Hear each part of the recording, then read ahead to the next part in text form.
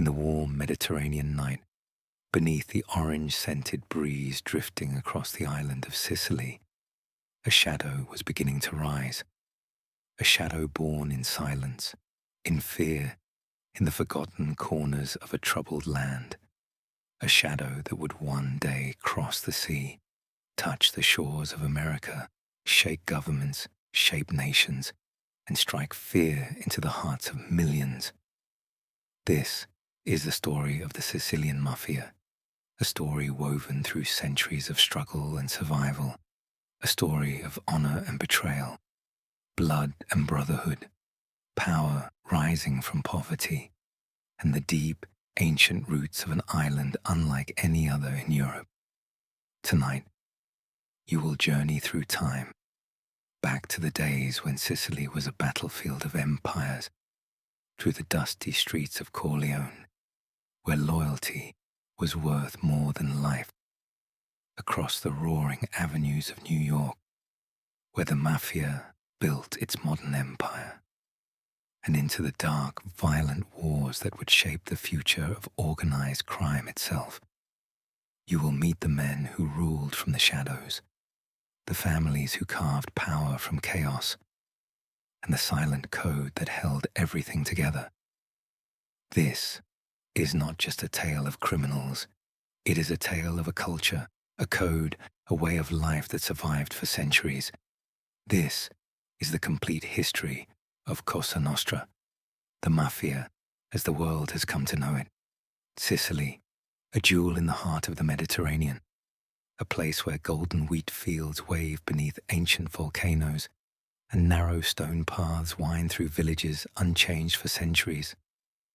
Travelers saw paradise, conquerors saw opportunity, and Sicily was conquered again, and again, and again. The Greeks built temples here, the Romans harvested its wheat, the Arabs brought science and citrus, the Normans built castles on its hills, the Spanish tightened their grip, the French tried to rule and failed. Every empire wanted Sicily, but few ruled it gently.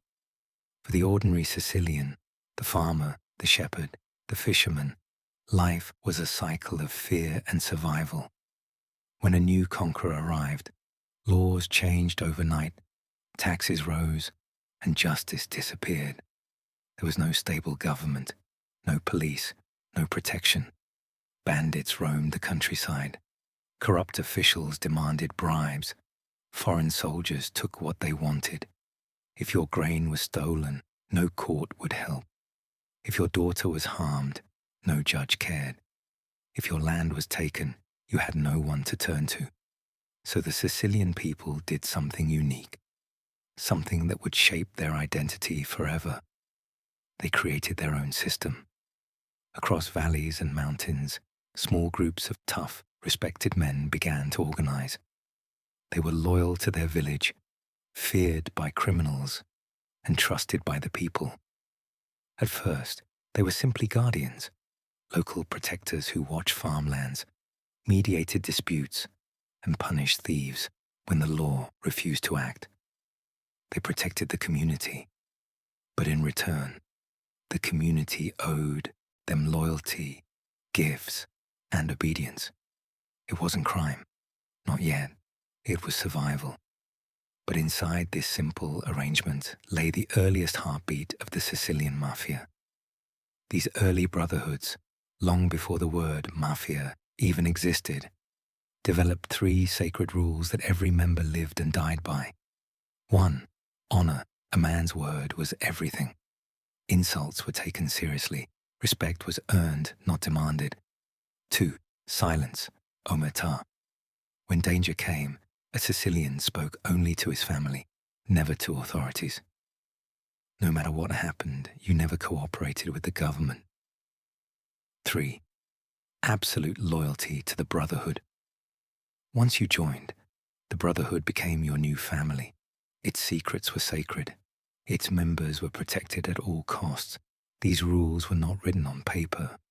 They were written in the hearts and the culture of Sicilian life, and they would survive not just for years, not just decades, But for centuries, by the 1500s and 1600s, Sicily was ruled by powerful feudal lords, landowners who controlled vast estates, but these nobles often lived far away, in Palermo or Naples, leaving their lands vulnerable. So the lords made a decision that changed Sicily forever. They began hiring these local protector groups as private enforcers. They gave them authority, money, and power, and in return, the protectors kept workers in line, collected taxes, and handled problems. It worked at first. But soon, a dangerous shift began. These protectors, the early seeds of mafia clans, became wealthier, stronger, and more connected than the lords they served. They controlled the countryside. They controlled trade routes. They controlled justice. And they controlled fear. In some villages, the protector wasn't just a guard.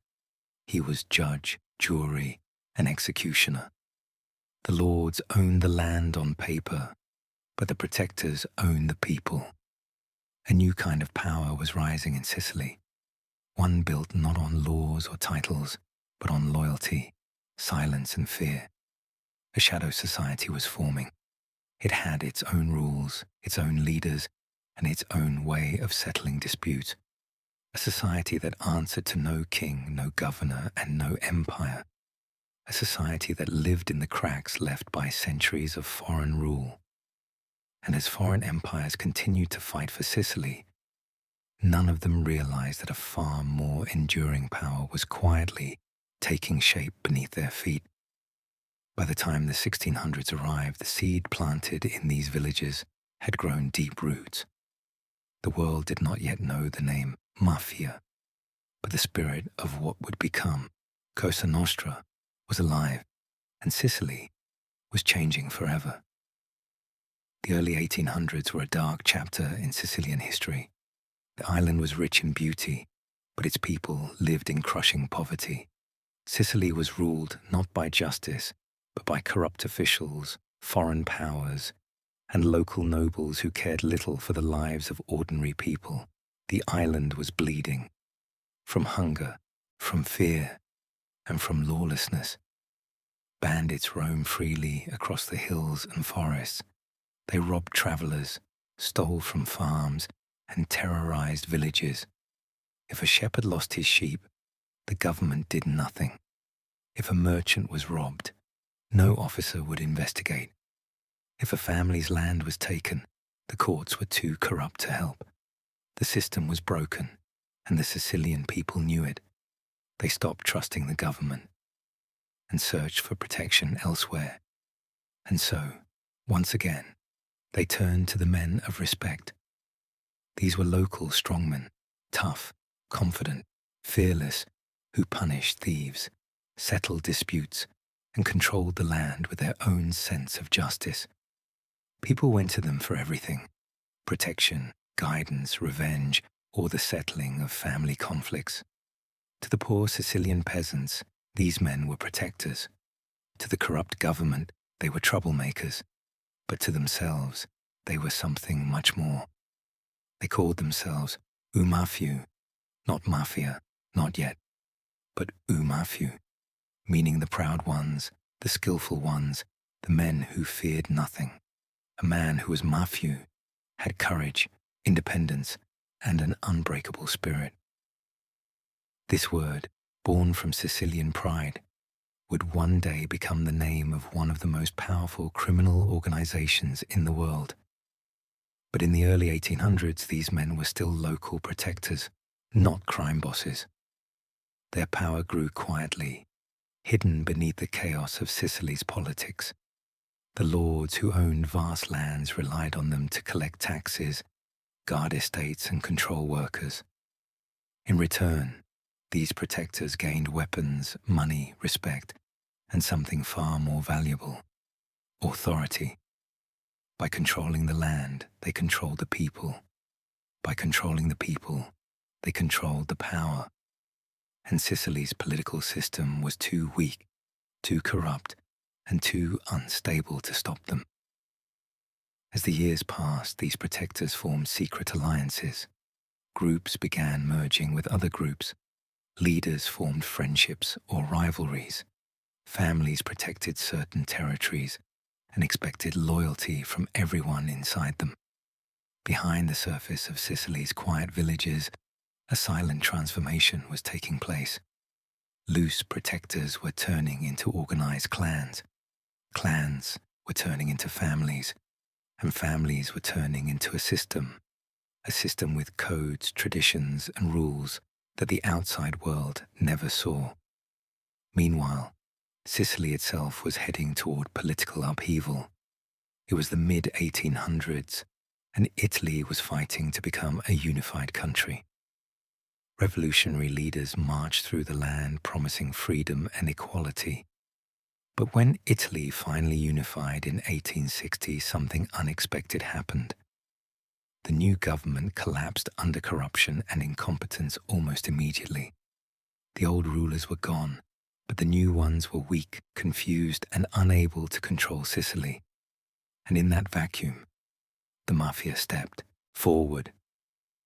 They took control of farms and villages, wheat markets, lemon groves, olive orchards, ports and shipping lanes, roadways connecting towns, local elections, police and courtroom influence. Everything that mattered in rural Sicily quietly fell under their rule. They didn't shout their power. They didn't wear uniforms. They didn't build castles. Their power lived in whispers, in favors, in fear, and in loyalty. A farmer who didn't pay protection money could lose his harvest overnight. A merchant who refused to cooperate might find his shop burned. A family that offended a clan could vanish from the village records. The Mafia of the mid-1800s was no longer a group of local protectors. It had become an organized shadow system that controlled justice, commerce, land, and life itself. The government ruled Sicily on paper, but the Mafia ruled it in reality. By the year 1860, the world did not yet know the name Cosa Nostra, but the organization existed in every way that mattered. It had leaders, territories, alliances, and rules. The Sicilian Mafia had been born, and soon, its influence would cross the ocean, reach America, and reshape history in ways no one could imagine. By the late 1800s, Sicily was changing. The dust of political revolutions had settled, but the hopes of ordinary Sicilians had not. The government promised justice, but justice never arrived. Taxes were high. Courts were corrupt. Police were underpaid, afraid, or bored easily. Landowners lived far away from the very villages they controlled. And in this chaos, the Mafia grew from quiet protectors into something far more organized. They became families, not blood families, but clans built on loyalty, commitment, and silence. Each family controlled its own territory, a village, a town, a stretch of countryside, a group of farms, a port, or a market. And within that territory, only their will mattered. If a farmer wanted to harvest wheat safely, he paid the family. If a shopkeeper wanted to avoid trouble, he paid the family. If a merchant wanted to move goods through the countryside, he paid the family. They called it pizzo, protection money. But everyone knew what it really was, a tax for survival. Those who paid were protected. Those who refused, narrator, lower tone, simply disappeared. Their bodies were rarely found. Their names were whispered only behind closed doors. No police officer ever solved their disappearance because no one talked, not the families, not the neighbors, not the victims' relatives. Silence, omertà, was more than a rule. It was a religion. To speak against the Mafia was to speak against your own blood. To tell the police the truth was to betray centuries of Sicilian distrust.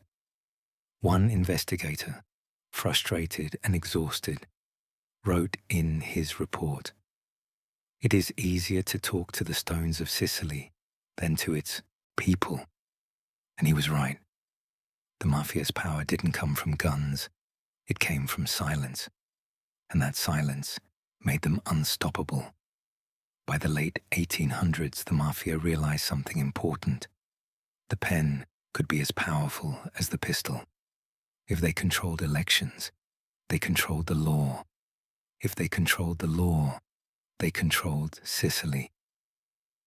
Local mafia bosses began influencing votes, sometimes with persuasion, sometimes with threats, and sometimes by simply stuffing ballot boxes with votes that villagers never cast. Soon, they installed their own mayors, friendly judges, cooperative police officers, loyal sheriffs, corrupt land administrators, court clerks, who mysteriously lost evidence. Bit by bit, the official government became a decoration, a symbol, a paper crown. The real rulers of Sicily sat not in marble offices, but in smoky backrooms, family kitchens, and shadowy taverns where deals were sealed with handshakes, not documents. Sicily no longer belonged to the Kingdom of Italy. It belonged to them. To challenge the mafia was to challenge the entire village, the entire system, the entire culture. The government pretended it had control, but everyone in Sicily knew the truth. The mafia had become the invisible government of the island. During this era, Sicily controlled Europe's largest supply of citrus fruits. Lemon groves, orange orchards, and olive fields were worth fortunes. These crops were known as yellow gold, and the mafia wanted them. They took over the estates. They controlled the harvest. They dictated prices. They protected exports. No ship left a Sicilian port without the mafia knowing exactly what it carried. Wheat markets, grain storage, railway transport, rural trade, all flowed through the hands of the families. Even the Catholic Church, the most powerful institution in Italy, could not fully resist mafia influence. Priests often knew what was happening, but spoke in silence. It was safer that way. But something else was happening, a movement that would transform the mafia forever. Sicilians were leaving. Between 1880 and 1900, hundreds of thousands fled the island. They boarded ships with only a suitcase, a loaf of bread, and a dream for a better life. They traveled to New York, New Orleans, Chicago, Philadelphia, Buenos Aires, São Paulo. Some went because of poverty, some went for opportunity, but many went because the mafia controlled every corner of their lives. Farmers who refused to pay pizzo could not survive. Young men who rejected mafia recruitment were threatened or beaten. Families who angered the wrong clan were forced to flee. So Sicilians left their homeland, but the mafia left with them. Dozens of mafia members, entire families, and even small village clans moved quietly to America. To most passengers on the ship, they looked like ordinary men, laborers, farmers, carpenters. But inside their luggage was something far more dangerous than clothes. The culture of omertà, the code of honor, the tradition of loyalty, the silent power of the Sicilian Mafia. Some of the earliest mafia networks in America were born from these migrations. They brought their rules, their rivalries, their secrets, and their ambitions across the Atlantic. What had started as small Sicilian protector groups was now becoming an international organization. By 1900, the seeds planted in the hills of Sicily were beginning to sprout in the streets of New York. The world had no idea how powerful this shadow society would become, but a history was about to find out. When Sicilian immigrants finally reached the shores of America, most of them carried nothing more than hope and the memory of a land that had failed to protect them. New York welcomed them with the thunder of factories, the smoke of chimneys, the cries of street vendors, and the towering shadows of buildings they had never seen before. But beneath this excitement was a harsh reality. The immigrant neighborhoods were overcrowded. Whole families lived in a single room, streets filled with garbage. Jobs were scarce, and Americans often treated the newcomers with suspicion and prejudice. Signs hung outside shops: no Italians, no Sicilians, no foreigners. Life in America was supposed to be easier, but for many, it was simply a new kind of struggle. And in these dark corners of New York slums, the Sicilian Mafia found fertile ground. The men who had left Sicily brought with them the code of omertà, the culture of loyalty, and the skills they had perfected in their homeland. They settled in districts like Little Italy in New York, the Lower East Side, the French Quarter of New Orleans, Sicilian communities in Chicago, Italian neighborhoods in Cleveland and Detroit. These communities were tight, closed, and suspicious of outsiders.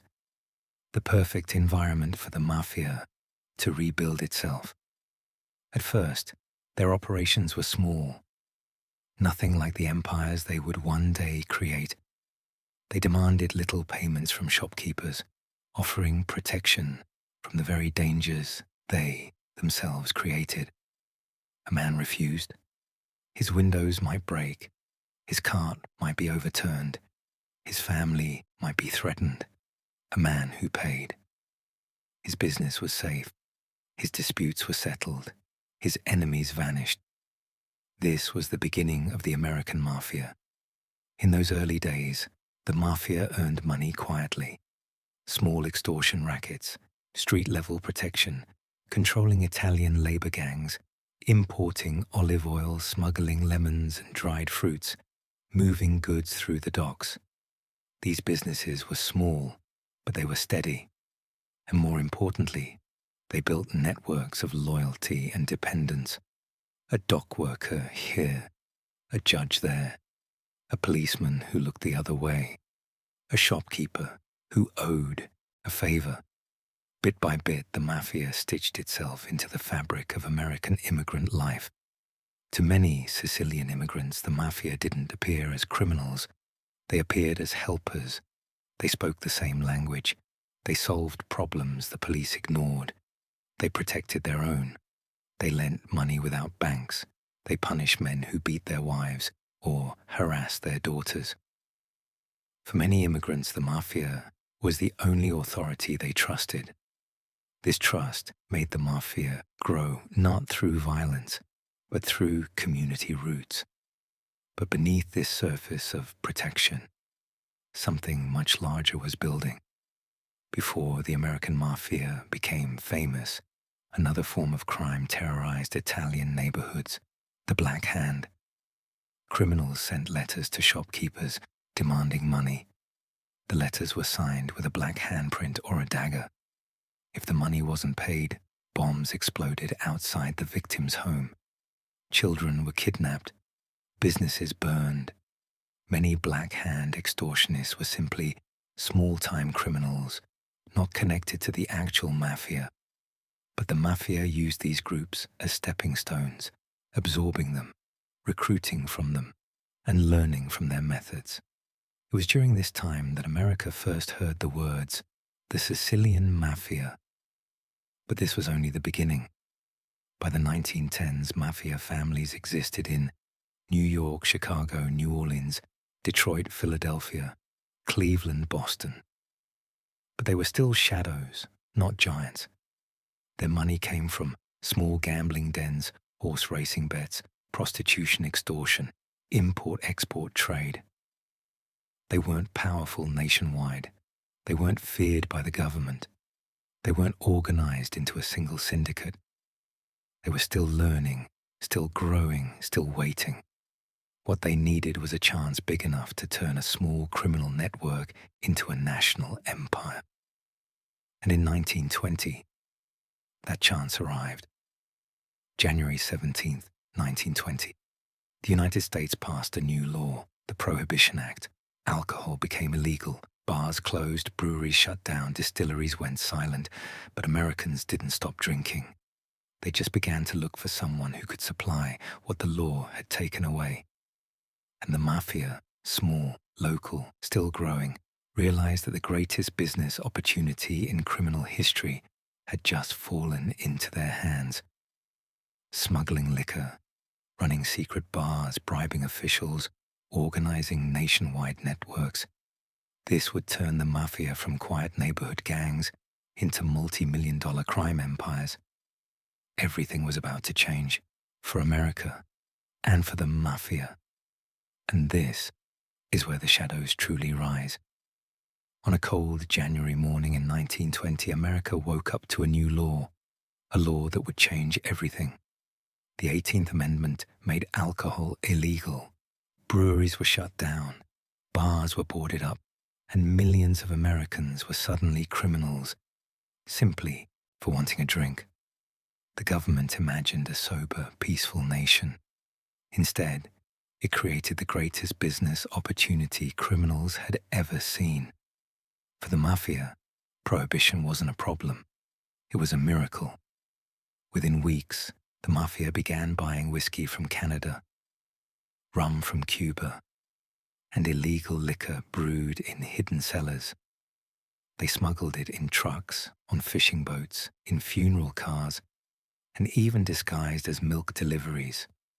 A single truckload of whiskey could earn more money than an entire year of protection rackets in Sicily. Overnight, small neighborhood gangs transformed into multi-million-dollar operations. America was thirsty, and the mafia was ready to supply. New York City became the battlefield for control of the bootlegging fortune.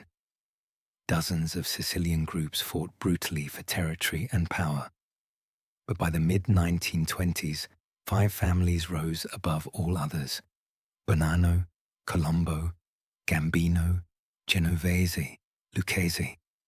These families controlled the streets of Brooklyn, the docks of Manhattan, and the hidden speakeasies where Americans secretly drank. For the first time in history, the American Mafia was more powerful, wealthy, and organized than the Sicilian Mafia that had created it. America had become their new kingdom, but power always brings blood.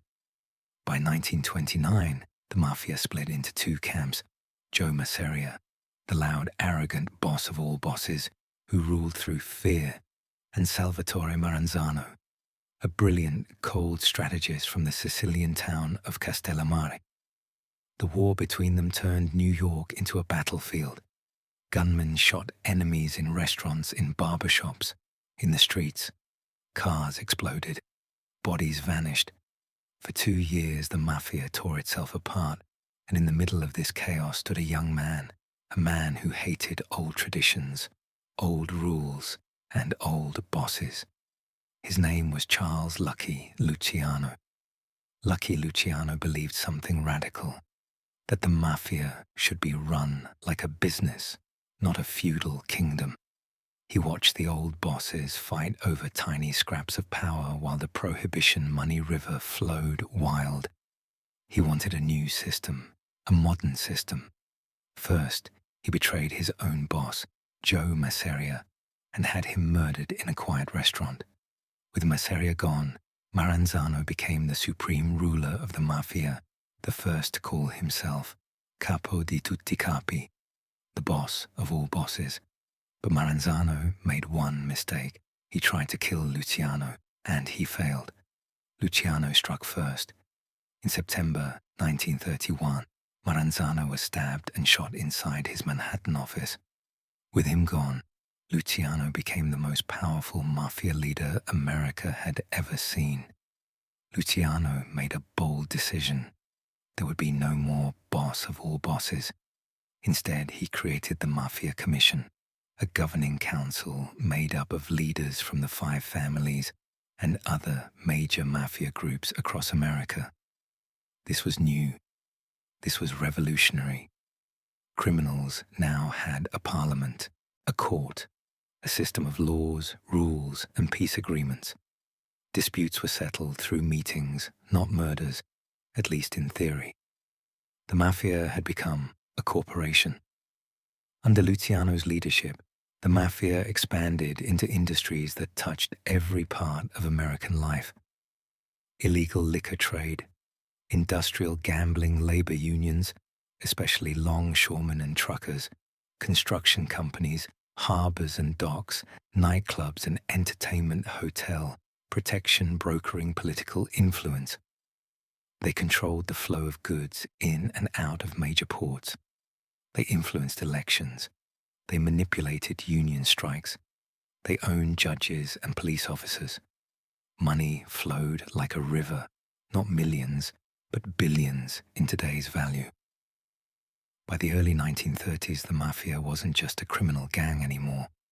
It was a shadow government, a private army, an invisible empire that touched every business from New York to Chicago to the glittering casinos of Cuba. And all of it was built on one law, a law meant to stop drinking, a law that made crime more profitable than ever before. Prohibition created the modern mafia.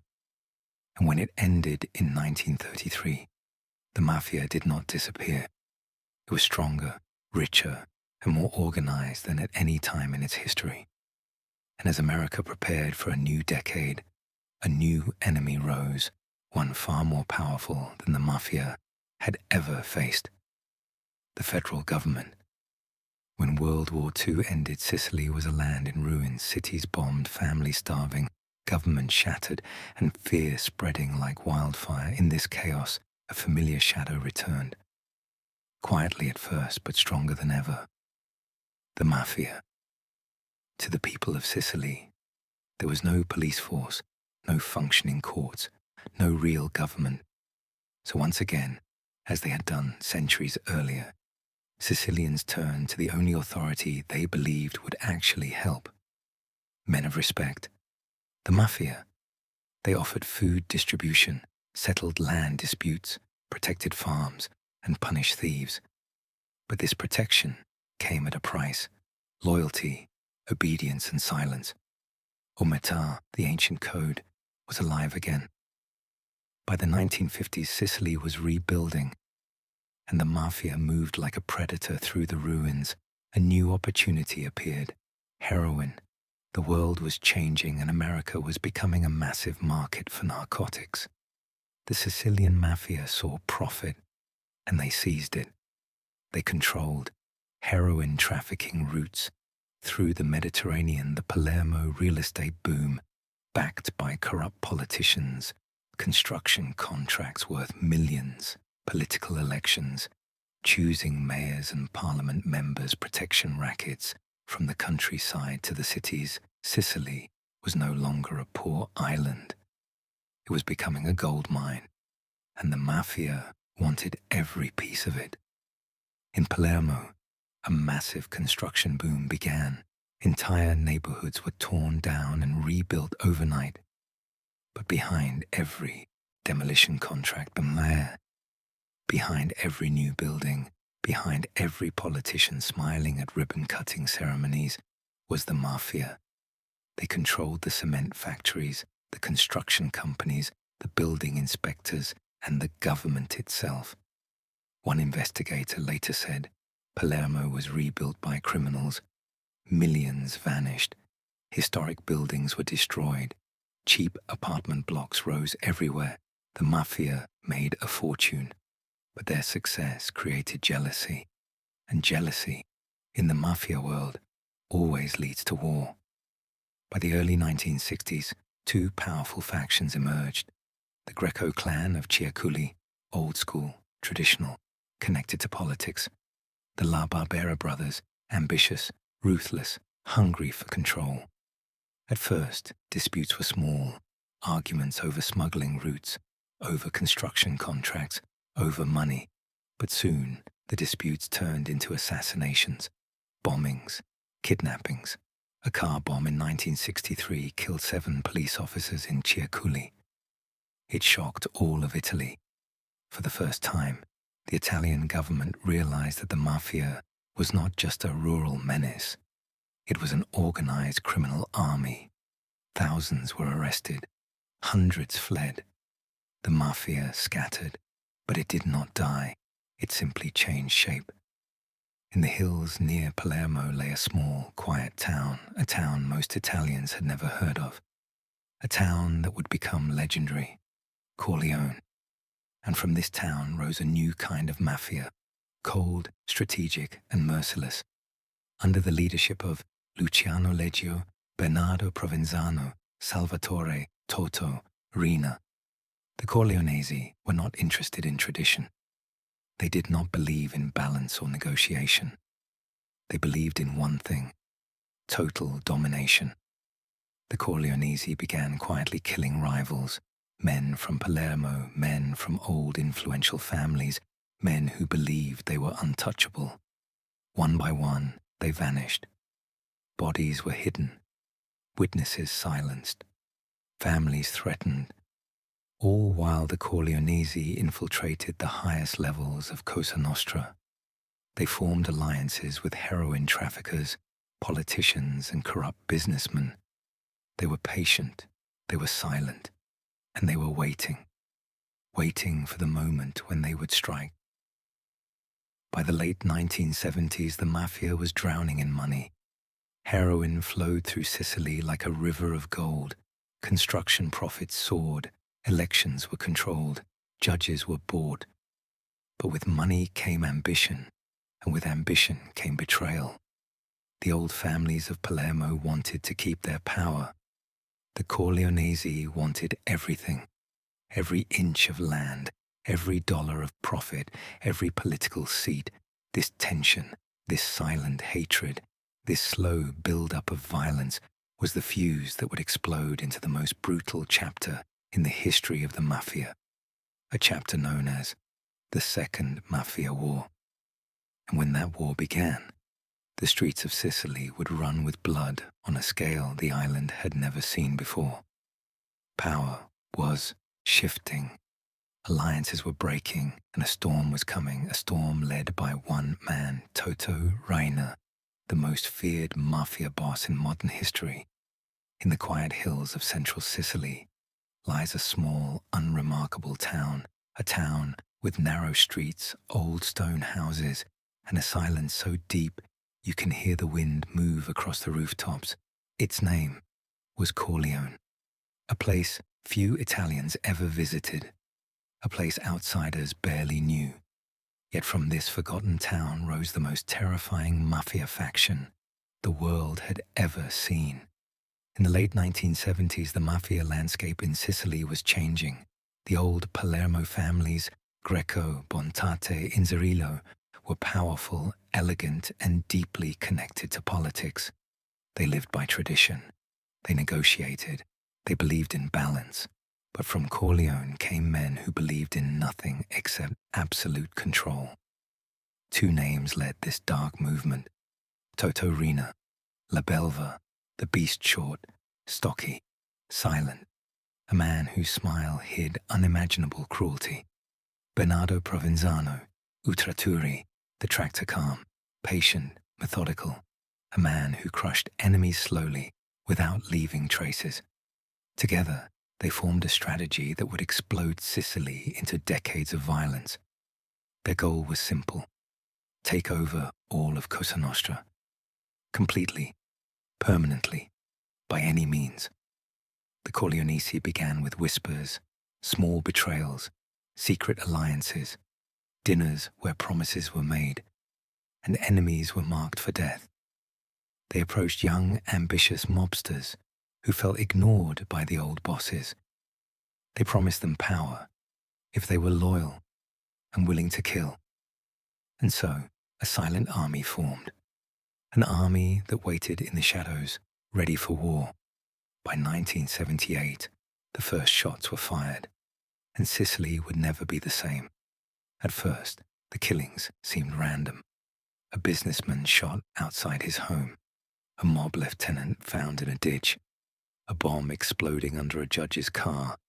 But within months, the pattern became clear. Riina wasn't targeting rivals. He was eliminating entire bloodlines, sons, brothers, cousins, anyone who might one day seek revenge. The war spread like wildfire. Palermo, Corleone, Trapani, Agrigento, Catania gunshots echoed every night. Bodies were found every morning. Entire neighborhoods lived in terror.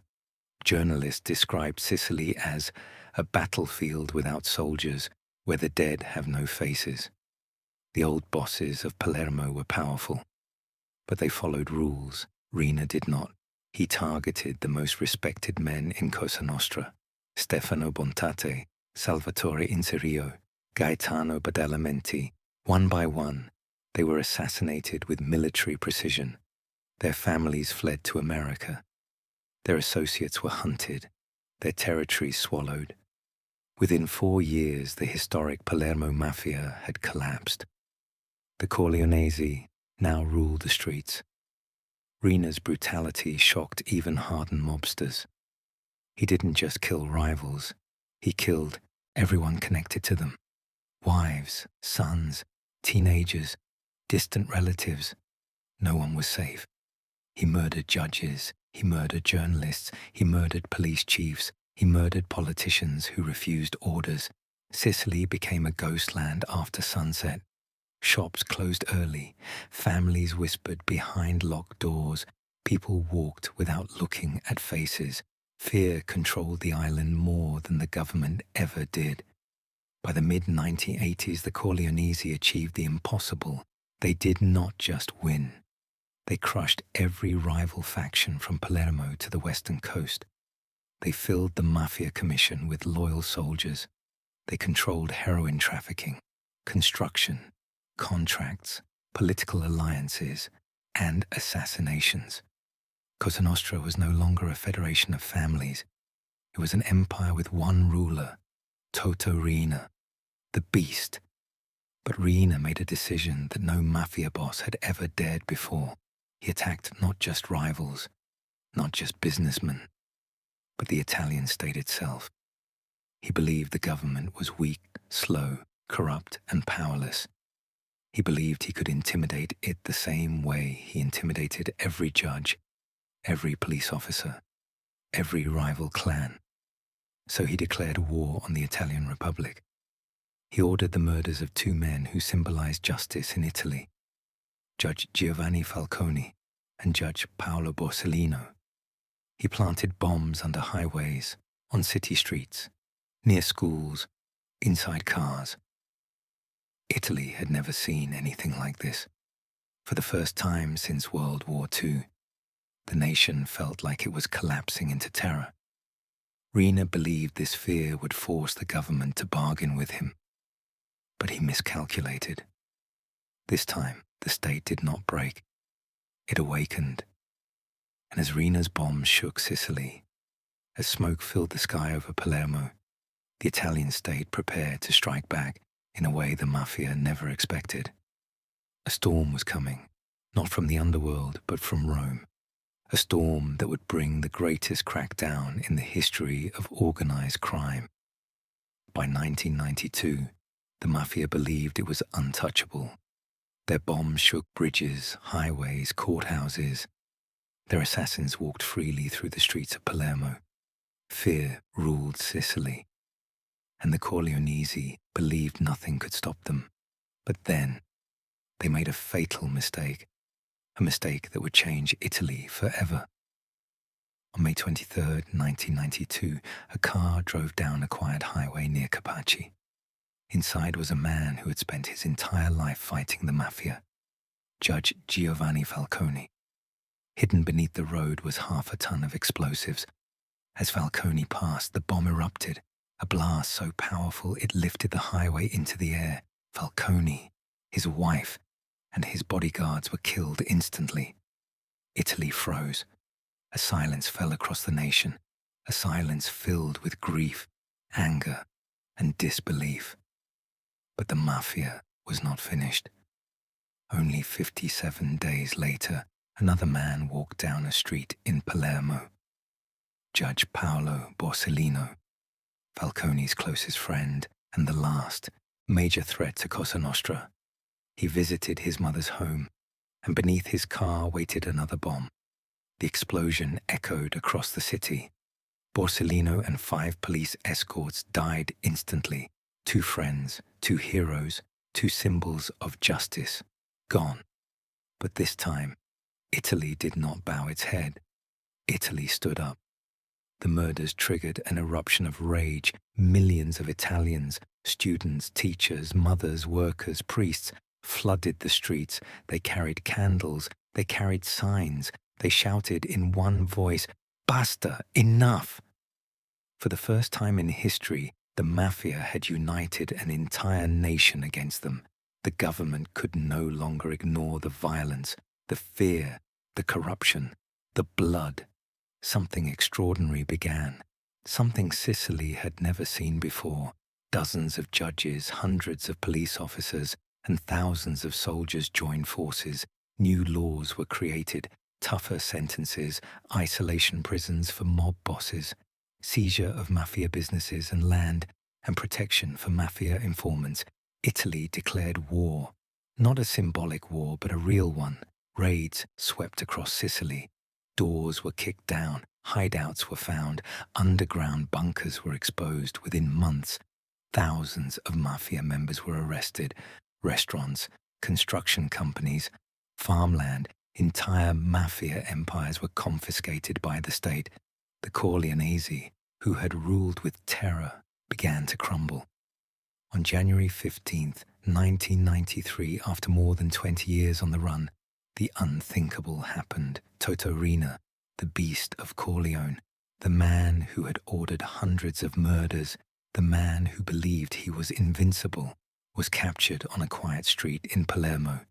No shootout, no violence, no dramatic escape. He was stopped at a red light and arrested inside his car. For many Sicilians, it felt like the island could finally breathe again. But the fight was not over. Riina's partner, Bernardo the tractor Provenzano, went into deep hiding. He lived like a ghost, moving from farm to farm, sleeping in barns, communicating with coded notes delivered in bread baskets. It took the police over 10 years to find him. But eventually, Provenzano too was captured. With their leaders gone, the mafia families broke apart.